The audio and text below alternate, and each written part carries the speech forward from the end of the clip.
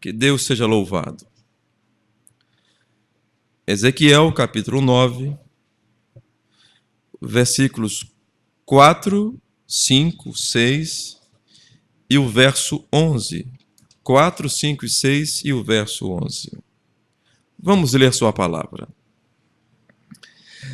Passa pelo meio da cidade, e disse-lhe o Senhor: passa pelo meio da cidade, pelo meio de Jerusalém, e marca com um sinal as testas dos homens que suspiram e que gemem por causa de todas as abominações que se cometem no meio dela. E aos outros disse, ouvindo eu, passai pela cidade após ele, e feri, não poupe o vosso olho, nem vos compadeçais. Matai velhos, mancebos, e virgens e meninos e mulheres até exterminá-los. Mas a todo homem que tiver o sinal, não vos chegueis. E começai pelo meu santuário. E começaram pelos homens mais velhos que estavam diante da casa. Verso 11.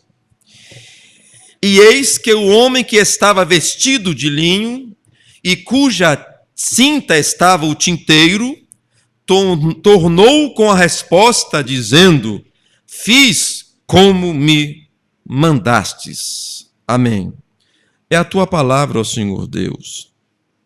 Inspira a todos nós agora, lábios e ouvidos. Em teu próprio nome, Senhor Jesus Cristo, nós te pedimos e oramos. Amém. Podeis sentar. Meus irmãos, nós já temos falado acerca dos mensageiros e temos dado voltas nesse assunto, temos ensinado você, temos trabalhado muito em nossa fundação. Eu espero que você faça bom proveito do ensino que tem sido dado, a fundação.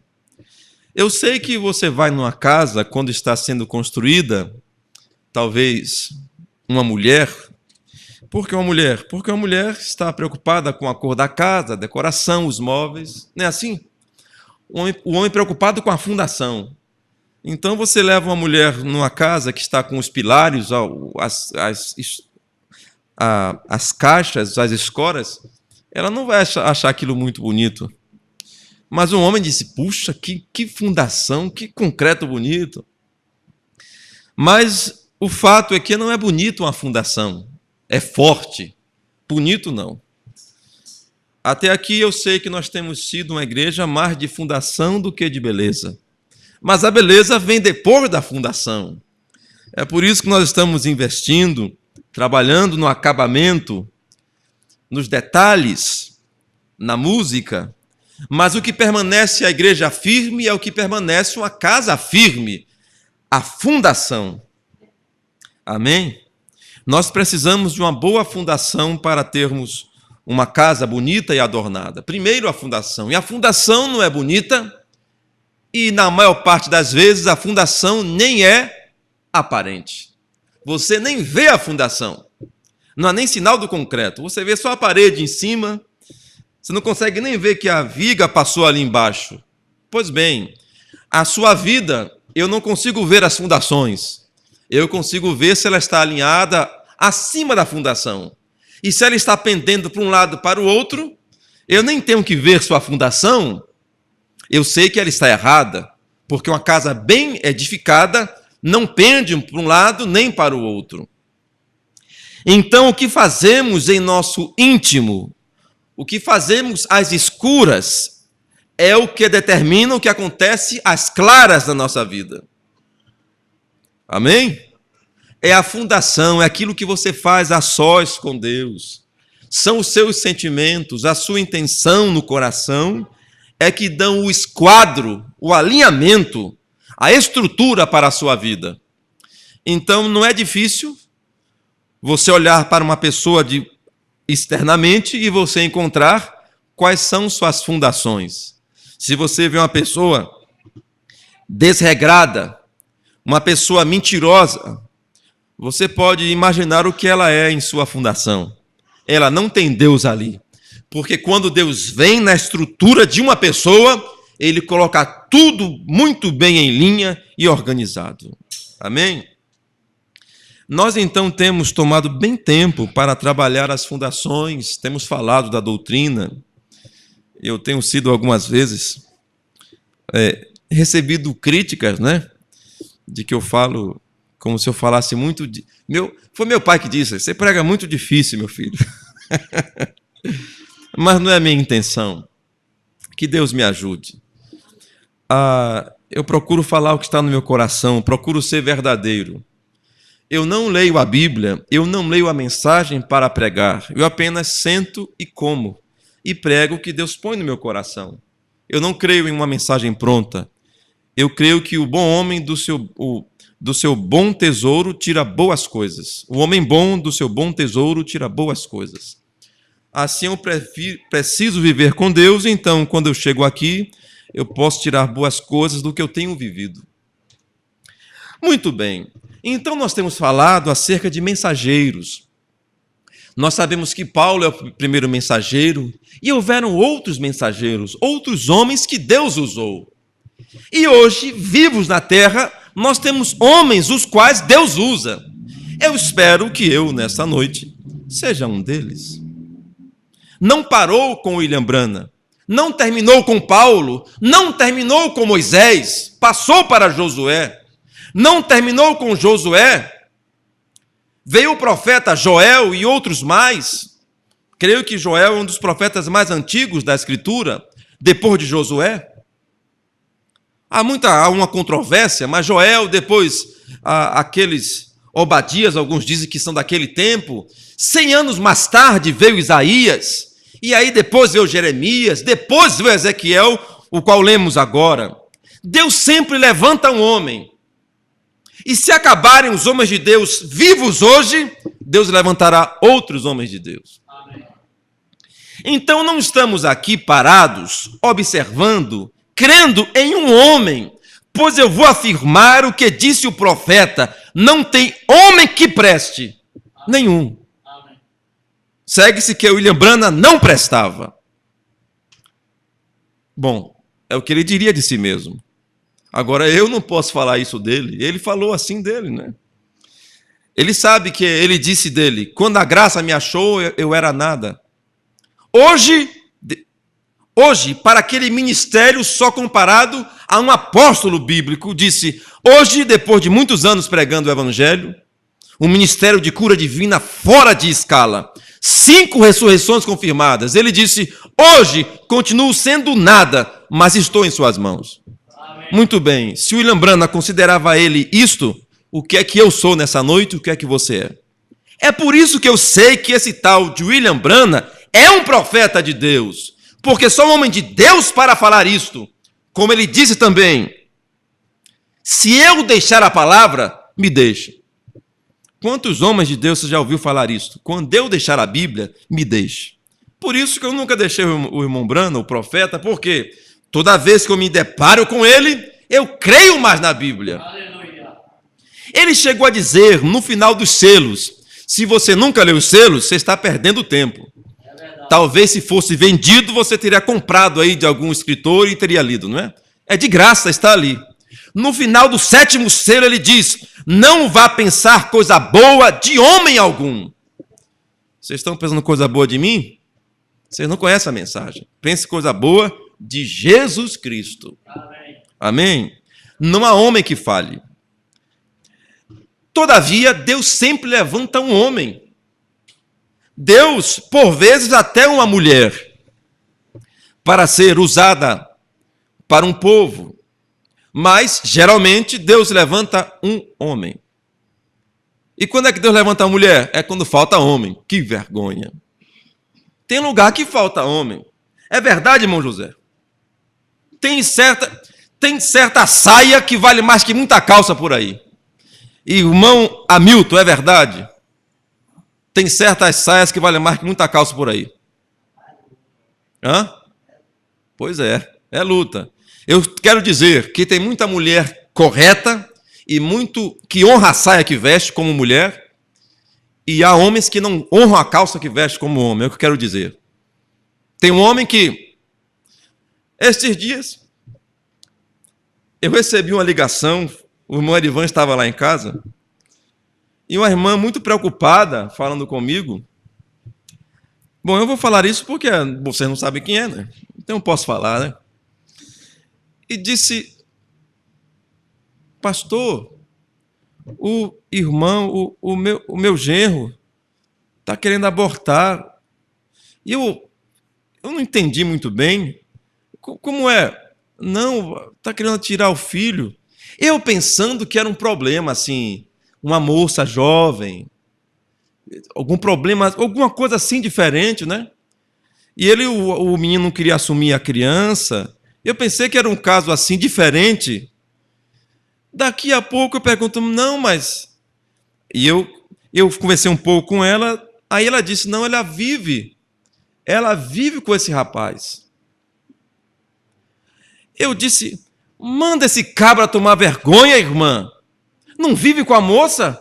Eu pensando que era uma situação, vive com a moça, teve um filho. O que é que tem a ver o filho com a história? Ora, não sabe não? Devia saber. Quando você compra uma mulher, você olha no documento, tem lá, mulher tem filho. Então você não pode falar que comprou o produto enganado. Não é verdade, meus irmãos? Mulher tem filho. Se o camarada não quer ter filho, não tem a mulher. Agora, para que quer ter uma mulher se não quer ter filho? Aí vai matar a criança, sendo um assassino, uma assassina? Se você não quer ter um filho, vou lhe dar a receita agora. Não se case. Agora, se você se casar, você vai ter filhos. Muito bem, eu disse, aí eu disse assim, se o rapaz não quiser assumir, a filha assuma, ela seja mulher para assumir o filho, ou a criança. Porque se faltar homem, se faltar um homem, não vai faltar a mulher. Sabe o que ela disse? Ela riu, foi até engraçado, né? Ela riu e disse, pastor, agora aqui vai... Bom, a ala de esquerda tem pouca gente hoje, mas eu queria dizer isso para as irmãs. Ela disse, é verdade, pastor. Eu tive uma vida difícil, uma diferente, ela falava, e eu tive 2 filhos na minha vida. E um de cada pai diferente. E aí, quando o segundo relacionamento não deu certo, eu decidi nunca mais ter um homem. Ela estava atrapalhada. 2 vezes não deu certo. Parou então essa história. Digo, não, senhor, eu vou agora trabalhar e vou cuidar das minhas crianças. E assim foi. Disse que nunca mais teve um homem, se interessou, e agora venceu os hormônios, venceu a vida, e está servindo a Jesus. Amém. Agora eu pergunto, que pastor pregou isso para ela? Que doutrina foi essa? Será que eu tenho que dizer para uma viúva, ou não se case mais não? Não preciso. Dizer para uma mulher, não é hora mais de você se casar não, mulher. Não, mas eu quero, pastor, casar. Tudo bem.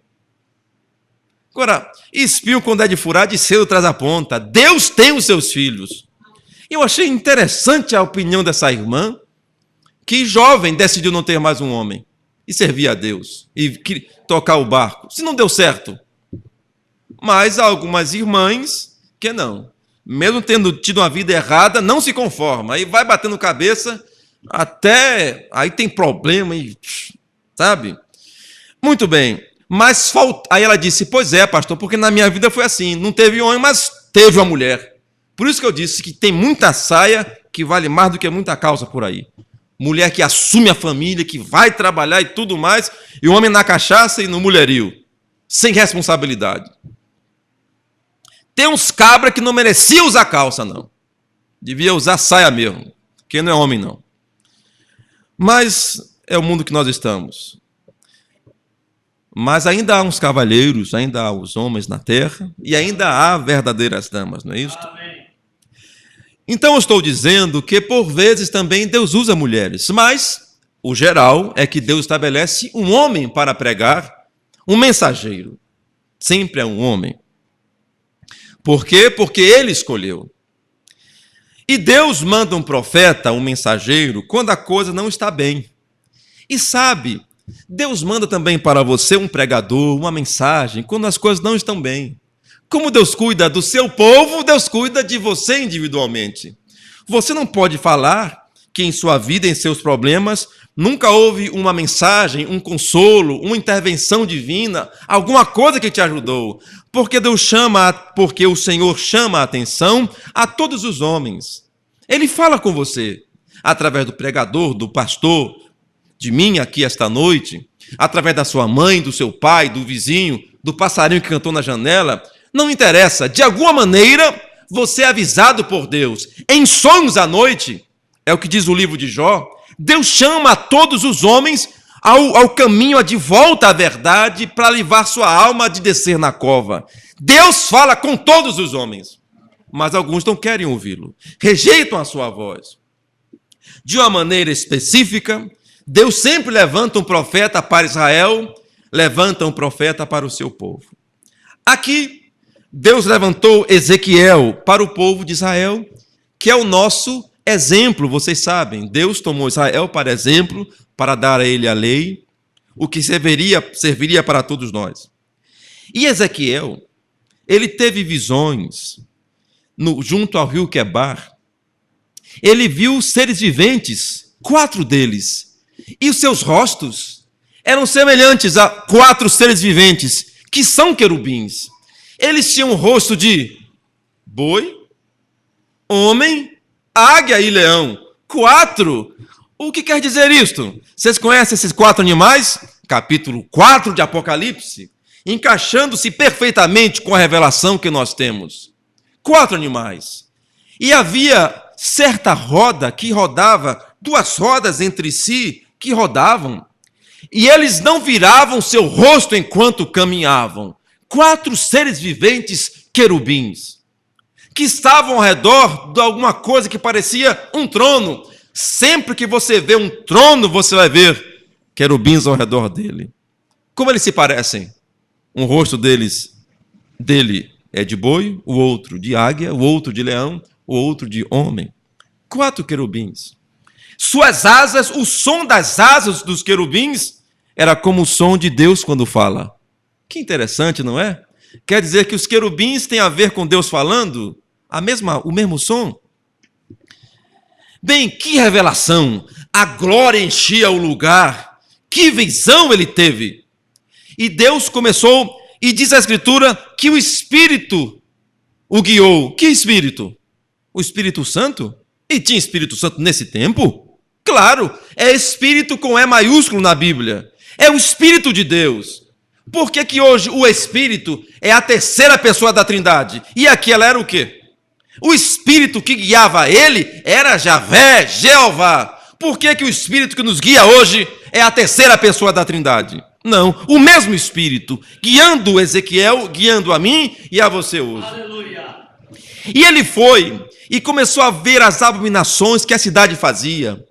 Israel adorando ídolos, se prostrando, adorando a Tamuz, chorando diante desse ídolo, e várias abominações. E Deus começou a mostrar a Ezequiel as coisas que eles estavam fazendo, até que havia um buraco em uma certa parede, Deus o levando, ele disse, abre esse buraco aí, quebra. Ele então fez abrir mais espaço e olhou o que estava dentro ali daquela parede, eram os sacerdotes, os importantes da cidade. E ali havia imagens de lagartixa, largata, caranguejo, coisas imundas para eles. E disse, observe o que esse pessoal faz aqui quando às escuras. Eles fazem isto, abominações, coisas que eles não podiam fazer, a lei dizia para não fazer, e eles faziam. E estavam lá todos engomados. Sabe o que eles diziam? Sabe o que eles diziam? A cidade é um caldeirão, nós somos a carne. Pense nisso. Quer dizer, eles estavam dizendo assim, ó, nós somos o último biscoito do pacote.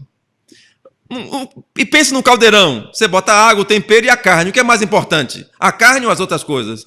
Está escrito aqui, eu não vou ler agora, mas diziam isso, a cidade é o caldeirão, nós somos a carne. Isso foi enchendo Deus de indignação, de ira, até que aconteceu o capítulo 9. Olha, Ezequiel viu 6 homens, e entre eles um vestido de linho. Que homem é esse vestido de linho? Linho fino, branco? Quem é esse homem vestido de linho?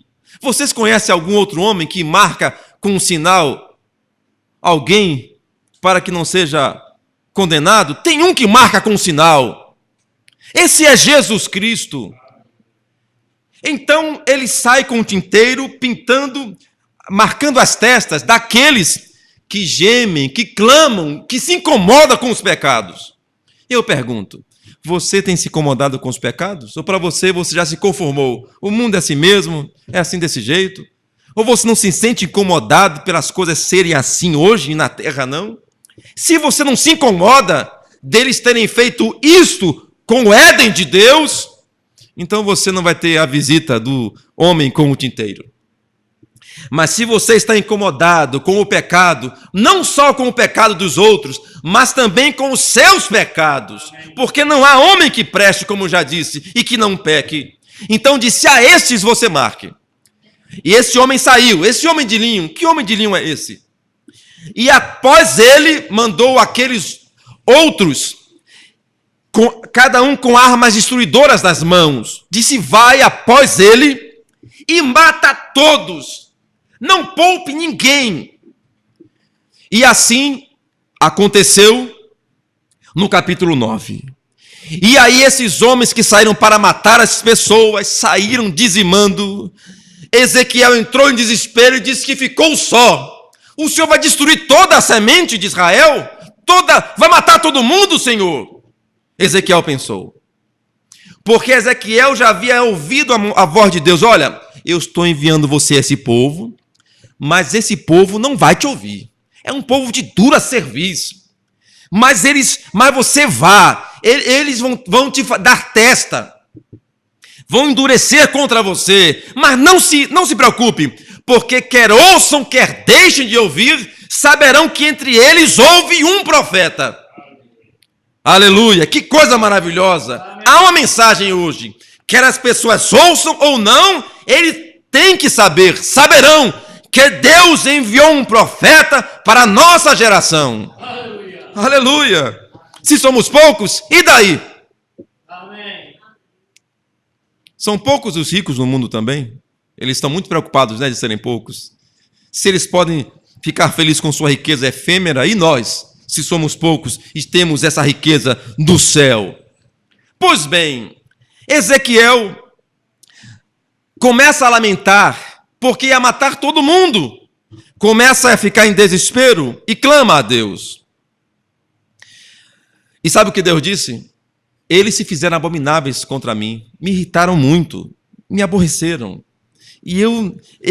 Pelo que mesmo eles gritando aos meus ouvidos, eu não vou ouvir.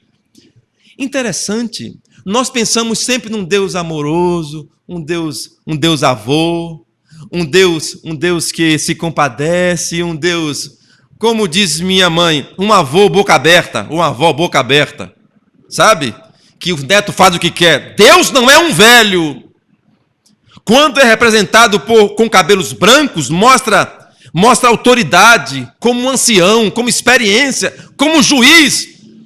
Deus nunca foi um velho. Velho, nem Papai Noel é, porque isso é uma invenção. Sabiam? Esse Papai Noel gordo e velho é invenção. Deus não é um velho, mas parece que Deus é um velho, que esquecido, um velho meio gagá. Não. Seus olhos são como chamas de fogo e seus pés como latão reluzente. Ele não é um velho. Amém. Então Deus disse a Ezequiel, não vou me compadecer. Ezequiel, quando você lê o texto do capítulo 9, você vê que Ezequiel está assim, parado, acabou-se, matou-se todos, não tem mais nenhum. Mas o que eu achei maravilhoso é o verso 11, que diz, quando Ezequiel, vou ler para os irmãos, então me disse, 8, sucedeu, pois, que havendo-os eles ferido e ficando eu de resto, caí sobre a minha face e clamei, e disse, Senhor Jeová, dar-se-á caso que destruirás todo o restante de Israel, derramando a tua indignação sobre Jerusalém? Então me disse: a maldade da casa de Israel e de Judá é grandíssima, e a terra se encheu de sangue, e a cidade se encheu de perversidade. E eles dizem: o Senhor deixou a terra, o Senhor não vê. Pois também, quanto a mim, não poupará o meu olho, nem me compadecerei. Sobre a cabeça deles farei recair o seu caminho.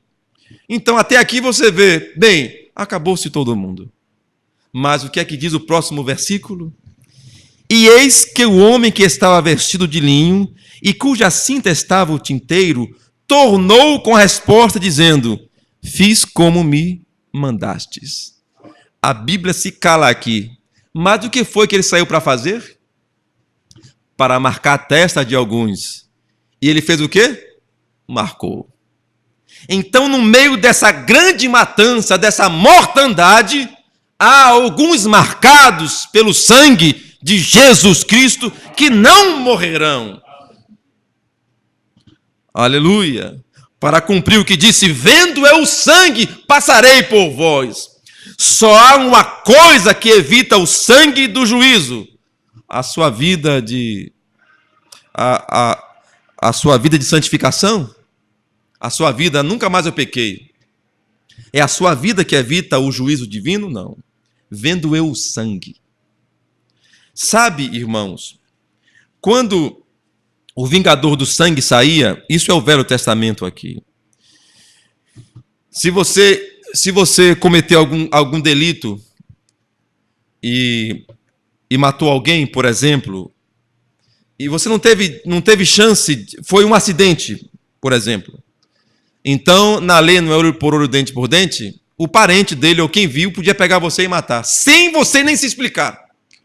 Havia na lei 6 cidades onde você podia fugir, 6 cidades de levitas. Nessa cidade você encontrava guarita, chamadas na Bíblia de cidades de refúgio. Bem, para que na Bíblia tem cidade de refúgio? Para aquele que cometeu um crime, um pecado, tivesse como se resolver. Para o que apontava essa cidade? Para um refúgio que nós temos hoje. Se cometermos algum crime, algum pecado, nós temos para onde fugir, em Jesus Cristo. O irmão Brana pregou a mensagem, o sinal. O sinal, ele disse que é a mensagem mais sobressaliente de todo o seu ministério, depois da mensagem comum, a saber, as eras e os selos. Você não pode dizer que é dessa mensagem se você não conhece as eras e os selos e o sinal também. No sinal, ele disse: vendo eu o sangue, ele fala exatamente sobre o sinal, que é o sangue ali no Velho Testamento, que é o Espírito Santo hoje. E ele diz assim: se você não tiver o sinal, os seus pecados te encontrarão. Está me entendendo? Eu fui crente do tabernáculo 30 anos. Se você não tiver o sinal, os seus pecados te encontrarão. Só existe uma maneira de você pagar os seus pecados, é tendo o sinal. Porque o sinal é o sangue de Jesus Cristo, que é o pagamento pelos seus pecados. E esse sangue de Jesus Cristo não é exatamente a química do sangue, não são os elementos químicos do sangue. Aquele sangue, quando foi derramado, liberou alguma coisa para mim e para você. Aquele sangue liberou o Espírito Santo daquele homem santo que pode voltar em mim e em você e nos tornar santos como ele é. E vendo ele isso, passa por vós sem lhe cobrar os seus pecados. Imagine aqueles homens com armas destruidoras passando pela cidade. E alguém diria: eu sou daquela igreja. O que é que o anjo diria? Eu não estou procurando quem é daquela igreja. Eu estou procurando o sinal do homem do tinteiro. Não tem? Morreria.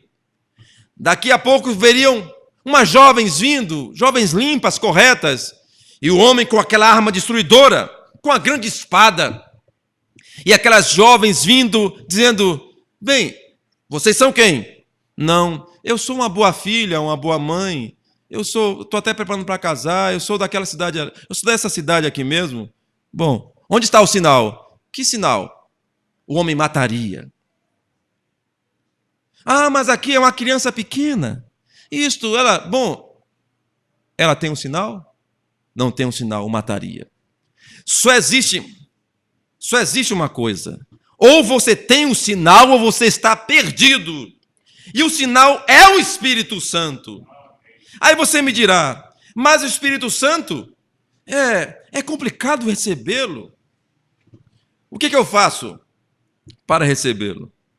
Ora, que é complicado, eu sei. Que é difícil, eu sei. Mas o homem do tinteiro voltou dizendo, está feito. O Espírito Santo, não é interessante que a ordem de marcar com o sinal não foi dada de cima? Então, se ele recebeu uma ordem para assinalar aqueles que estão clamando, então pode ter certeza que alguém será assinalado. Não é que alguém não assinale aquele que não peca. Não foi essa a ordem. Aqueles que estão clamando e gemendo, aleluia. Aqueles que estão em luta, que estão angustiados, que estão inconformados, são esses que você deve marcar na testa. Porque santo só tem um, Jesus Cristo. Amém. Mas há alguns que estão lutando, procurando servi-lo. E para esses, vem o homem do tinteiro e dá o sinal. De maneira que você não consegue mais ser o mesmo, porque o sinal está em você. O sinal é a vida de Deus em você. É como se um tição de brasa tirado do fogo, no meio de um bocado de carvão molhado. Você sabe que na prática, o fogo não vai pegar, vai fumaçar muito.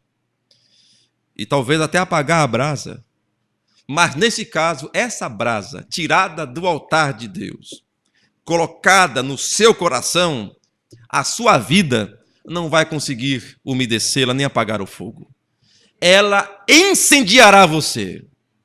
É como uma pequena porção, uma pequena partícula dividida de uma pedra chamada urânio. Você pega aqueles perdendo elétrons, um negocinho de nada. Eles conseguem pegar aquilo e fazer energia elétrica para que um submarino navegue indeterminadamente com suas baterias. Um negocinho de nada. Muita tecnologia.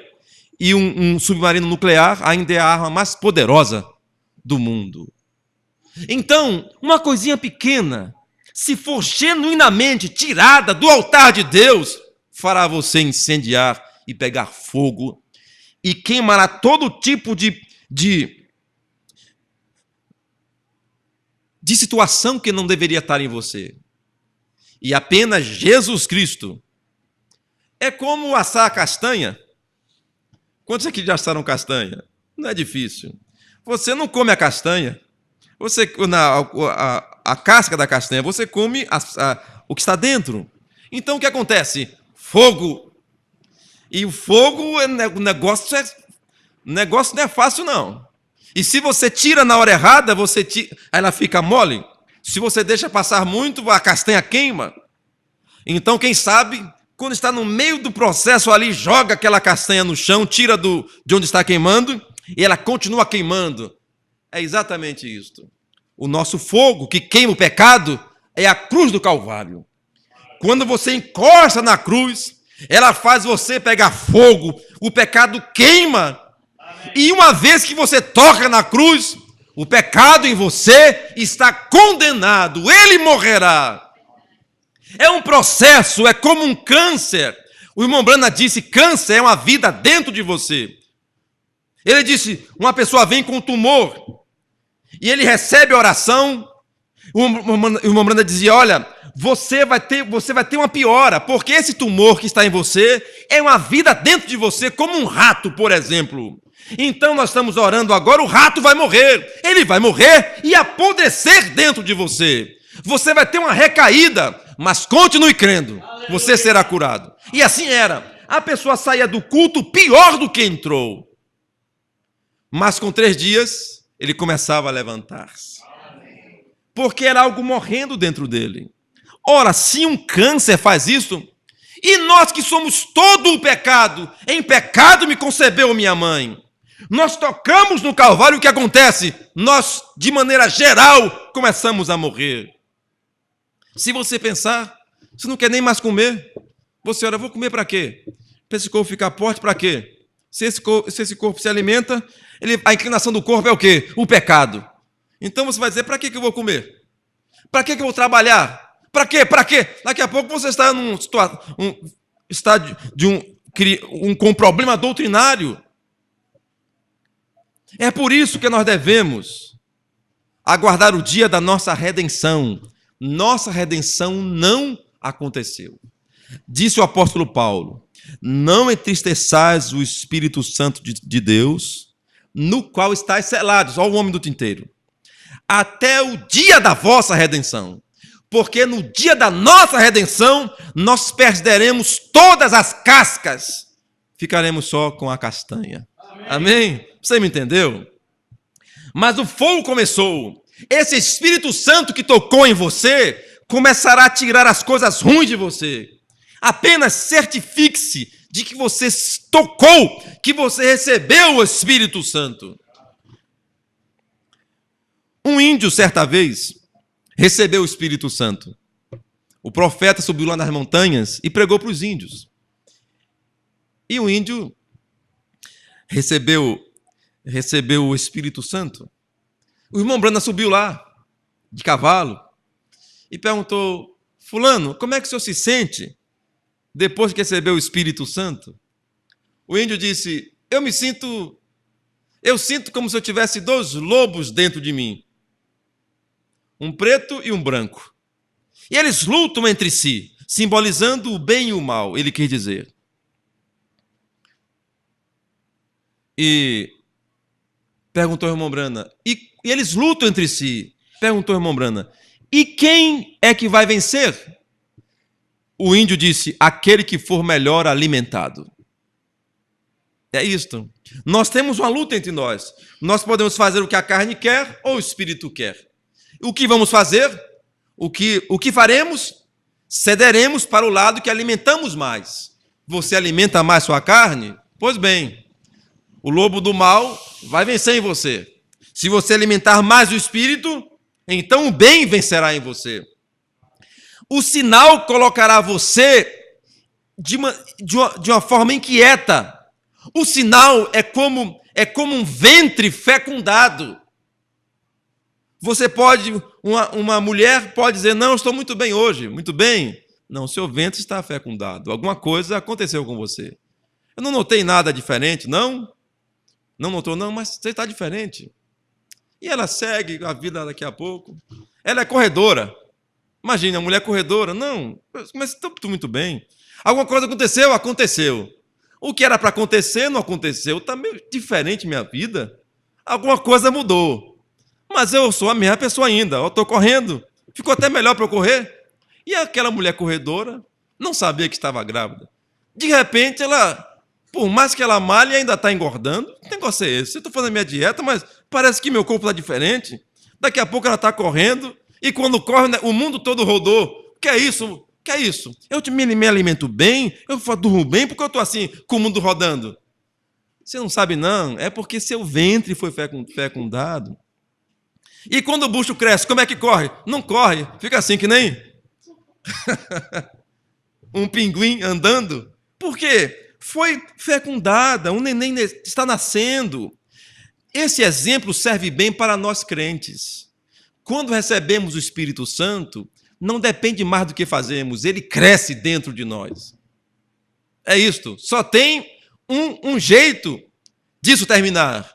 É quando o filho nascer. E tem uma coisa, quando Deus coloca a sua semente divina no ventre do ser humano, não tem remédio que aborte isso não. Você nascerá um filho de Deus. Amém. E esse nascer não é que você vai gerar um filho de Deus, é que a casca sua será deixada, largará de você. Você se tornará uma nova criatura. Amém? Aleluia.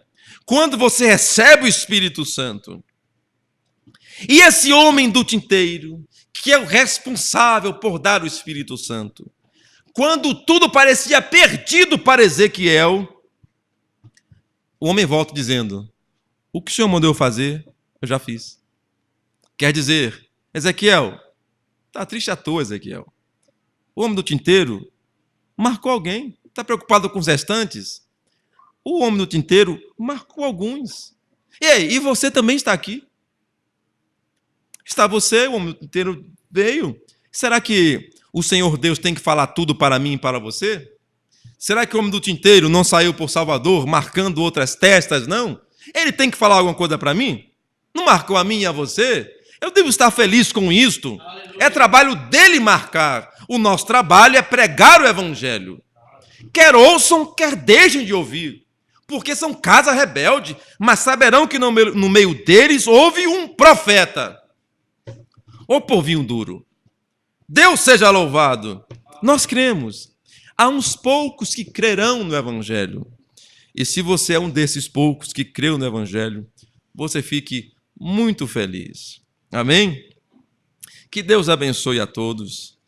E a obra de Deus seguirá. A matança virá. Que matança é essa, pastor? É espiritual. Pessoas morrendo. Por enquanto é espiritual. Pessoas se afastando de Deus e indo de mal a pior. E parece que está tudo se acabando. Mas no meio disto, você vê que alguns ainda estão levantando e vindo e crendo em Deus. Deus seja louvado.